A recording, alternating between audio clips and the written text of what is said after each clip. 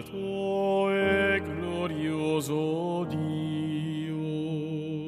De cantar el Gloria, pero que solamente lo cantaremos mañana, viene la primera oración de la misa. Esa oración se llama oración colecta. Oración colecta porque recoge las intenciones de todas las personas que están ahí.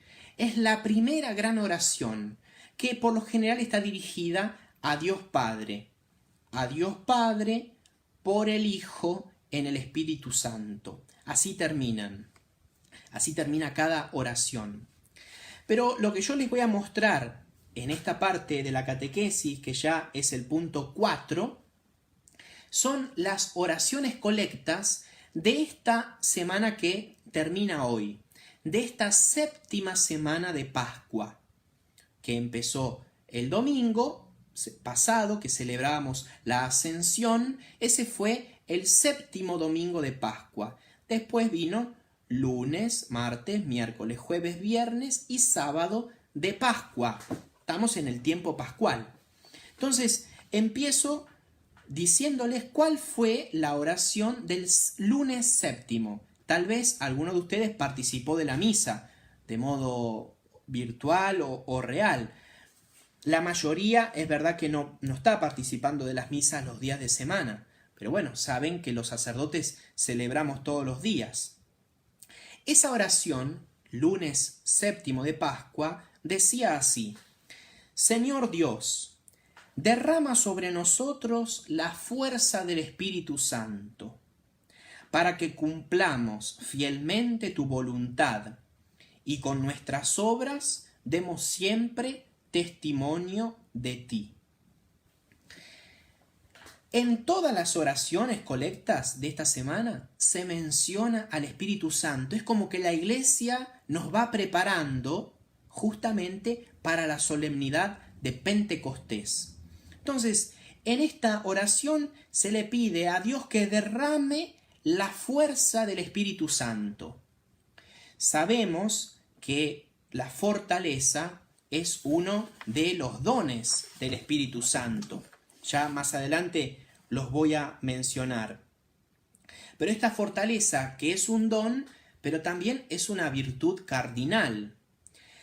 La fuerza que tenemos que tener interior para, desde salir de la cama a la mañana, hay que tener fuerza para salir de la cama, verdaderamente, porque que nuestra debilidad, consecuencia del pecado original, nos deja ahí tapados, ¿no? En cambio, uno tiene que salir de la cama, desde ahí tiene que entrar la fuerza del Espíritu Santo, hasta esa fuerza para, como los apóstoles, nosotros también, predicar la verdad en un ambiente adverso, contrario, incluso sabiendo que si no nos matan físicamente, muy probablemente nos maten con la indiferencia o con alguna crítica, con una burla, ¿no? Entonces, el don del Espíritu Santo, la fortaleza que le pedimos en este lunes séptimo de Pascua, es muy importante.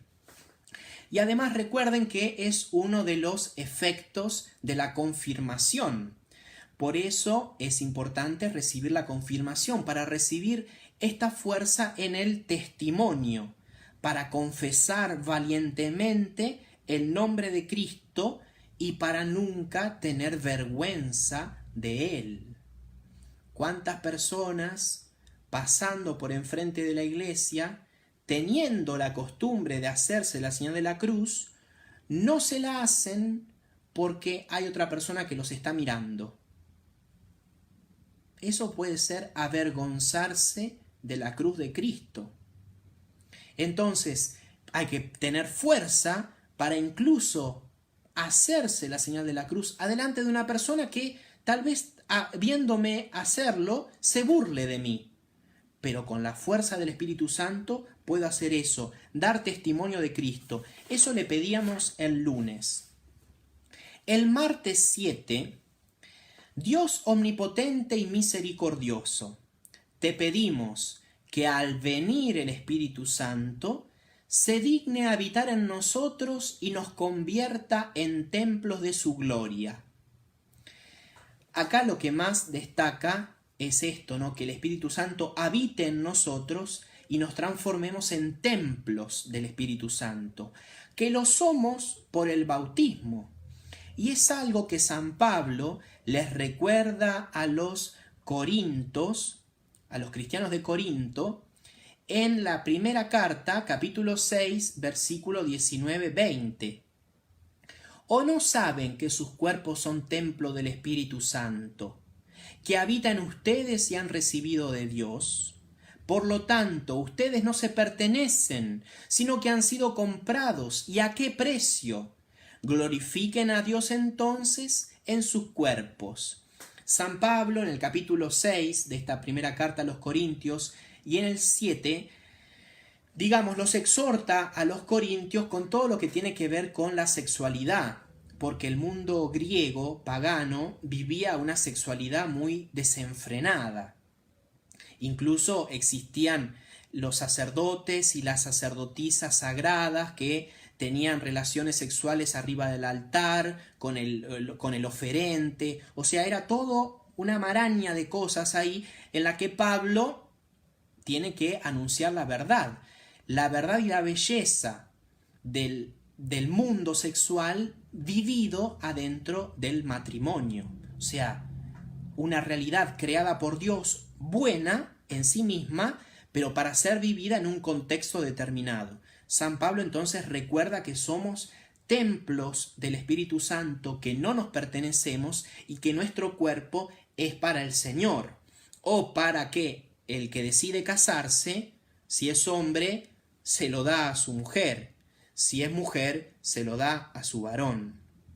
Entonces, esta consagración de los cristianos, ¿no?, como templo del Espíritu Santo, que ya nos viene en el bautismo, pero que la confirmación intensifica. La séptima, el miércoles 7 de Pascua, es la mitad de la semana, Dios misericordioso, concede a tu iglesia congregada por el Espíritu Santo servirte siempre de todo corazón y permanecer unida en un mismo amor. Acá le pedimos a Dios este miércoles que pasó el don de la unidad. Esa unidad que la pedimos en cada misa. Cada misa tiene una oración, una plegaria, que es la plegaria eucarística. En la plegaria eucarística, que 4 son las principales, tenemos el relato de la institución y adentro del relato de la institución las palabras de la consagración. Entonces, custodiando ese corazón, que son las palabras de la consagración pronunciadas por Jesús en la última cena, la Iglesia recuerda la institución completa de la Eucaristía, estando con sus apóstoles reunidos, tomó el pan, lo partió. ¿Ven? El relato de la institución, pero es sometido en una plegaria eucarística, como que hay 3 niveles. En esa plegaria eucarística hay un elemento que se llama epíclesis, en griego. Epíclesis significa invocación. Y esta invocación que la Iglesia pronuncia después de la consagración, o sea, teniendo adelante el cuerpo, la sangre, el alma y la divinidad de Cristo, escondido en eso que fue pan, escondido en eso que fue vino, la Iglesia, por el sacerdote, invocan a Dios Espíritu Santo pidiendo el don de la unidad. Por eso esta epíclesis, esta invocación se llama epíclesis de comunión. Yo les muestro cuáles son esas 4 epíclesis, que ya les digo, están adentro de esas 4 plegarias. Siempre se usa una plegaria en la misa a elección del sacerdote. Entonces, esas epíclesis de comunión son estas. Te pedimos humildemente, Dios Todopoderoso, que esta ofrenda sea llevada a tu presencia, hasta el altar del cielo, por mano de tu ángel, para que cuantos recibimos el cuerpo y la sangre de tu Hijo, al participar aquí de este altar, seamos colmados de gracia y bendición. Si se acuerdan, yo esta plegaria la uso mucho, por lo general los domingos. Termina así: el sacerdote se hace la señal de la cruz. Seamos colmados de gracia y bendición. Esa gracia y bendición, esa comunión que vienen del Espíritu Santo. Esa epíclesis de comunión es de la plegaria número 1. Las otras 3 plegarias tienen epíclesis de comunión un poco más explícitas en cuanto a la invocación del Espíritu Santo. La plegaria 2.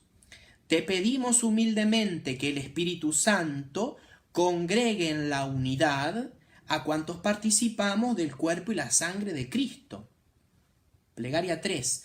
Dirige tu mirada sobre la ofrenda de tu iglesia y reconoce en ella a la víctima por cuya inmolación quisiste devolvernos tu amistad, para que, fortalecidos con el cuerpo y la sangre de tu Hijo y llenos de su Espíritu Santo, formemos en Cristo un solo cuerpo y un solo espíritu. Plegaria 4.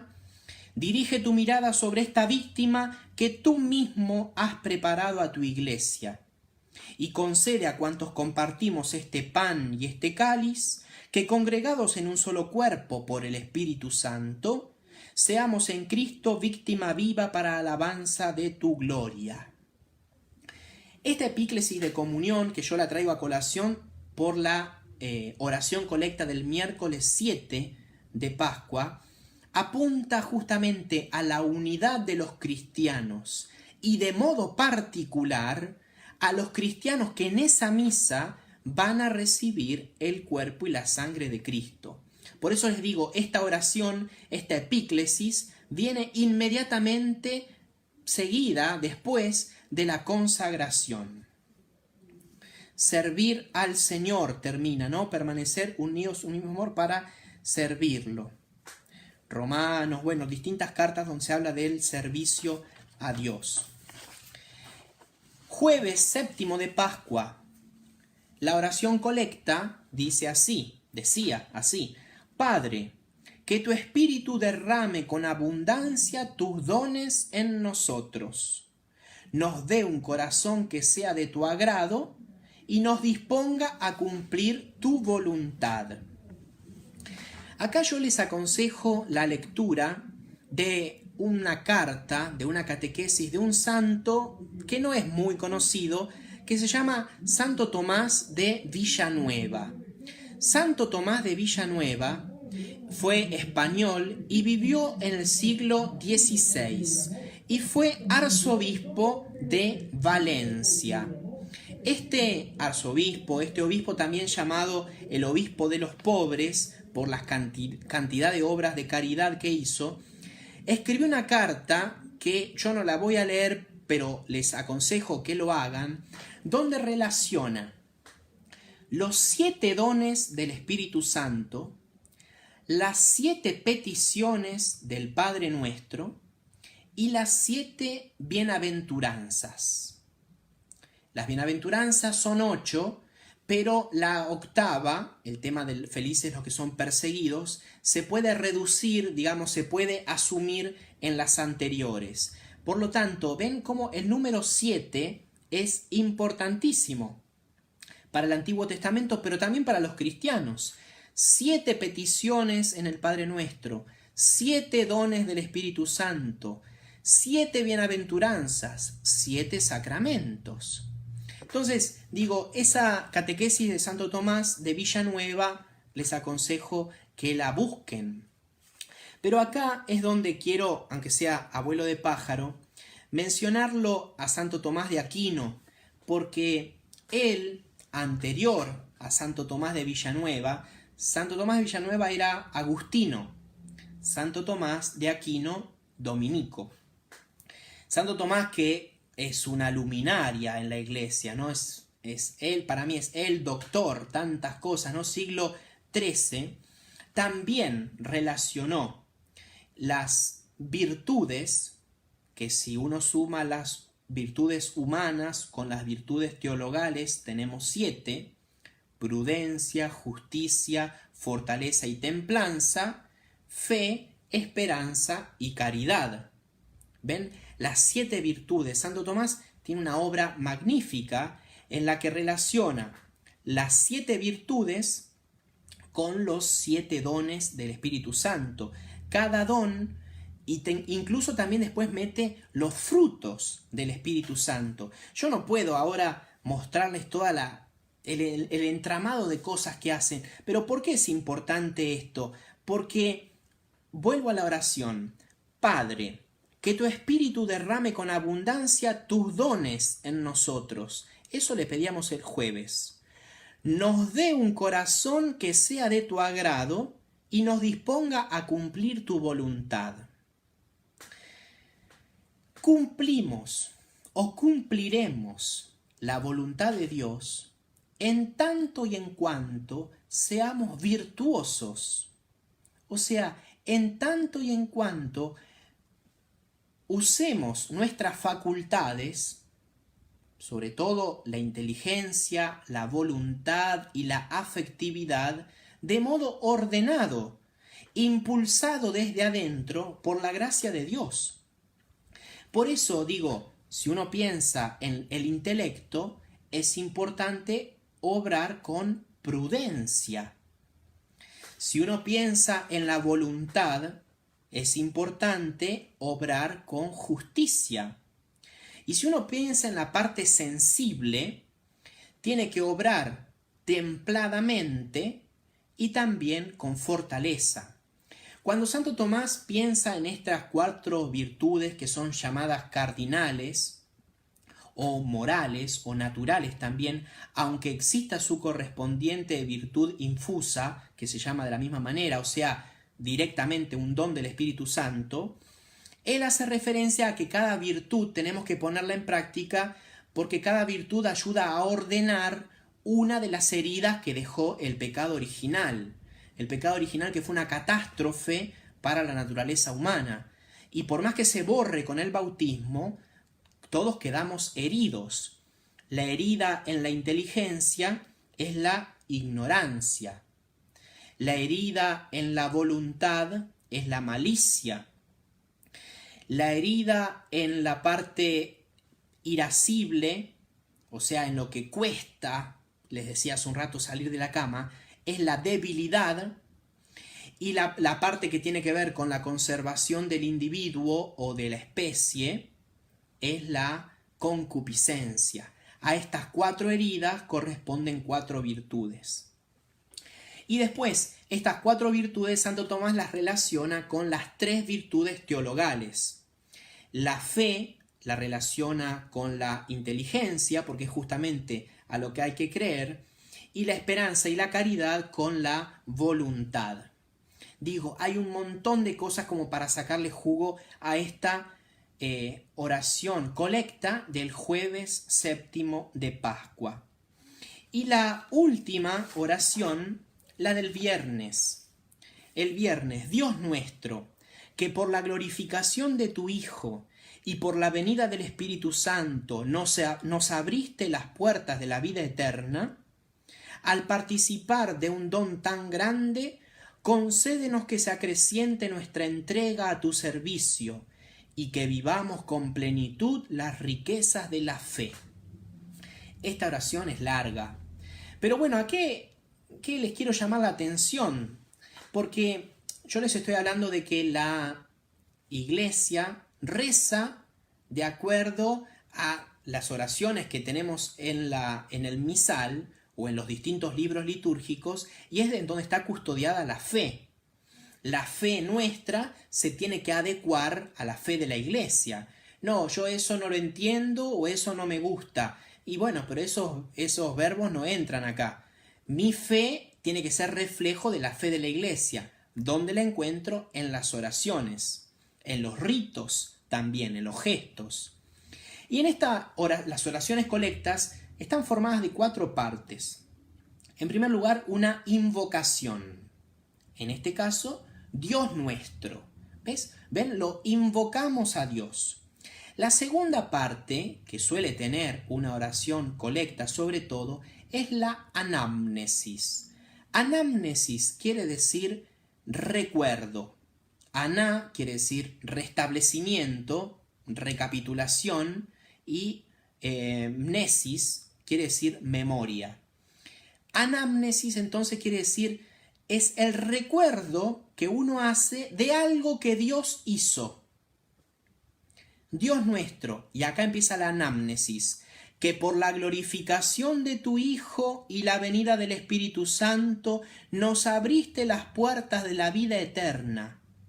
Ven que es como que uno se lo recuerda a Dios, pero a Dios no le hace falta recordar nada. Dios tiene todo en su eterno presente por ser eterno, justamente, estar afuera del tiempo. Pero a nosotros sí nos viene bien recordar lo que Dios hizo o dijo. En esta oración del viernes 7 de Pascua, la anamnesis dice así, que por la glorificación de tu Hijo y la venida del Espíritu Santo nos abriste las puertas de la vida eterna. Invocación, anamnesis y después viene la petición.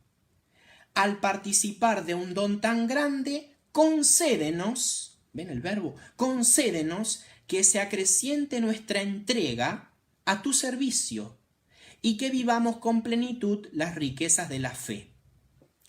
Acá digo, esto es lo que le pedimos, invocación, anamnesis, petición, siempre. Sobre todo la oración es de petición y hay que pedirle cosas a Dios. El que no le pide cosas a Dios, incluso puede ser que esté pecando, porque pide el que necesita. El que no pide es porque ya tiene todo o piensa tenerlo. Y evidentemente los seres humanos no tenemos todo. Y ahí viene justamente la soberbia, ¿no? De creerse más de lo que uno es. Por eso a Dios hay que pedirle cosas. Jesús nos dio el Padre Nuestro, que son 7 peticiones. Pedir a Dios. En toda oración colecta le pedimos algo. Y la cuarta parte de toda oración es la conclusión, en la que invocamos a Dios Padre, Hijo y Espíritu Santo. Esta oración termina, como todas las oraciones colectas, por nuestro Señor Jesucristo, tu Hijo, que vive y reina contigo en la unidad del Espíritu Santo y es Dios por los siglos de los siglos. Amén, responde el pueblo. Porque acuérdense que estas oraciones colectas, que son las que vimos desde el lunes séptimo hasta el viernes séptimo de Pascua, las pronuncia el sacerdote, pero la asamblea está atenta, porque va a decir amén.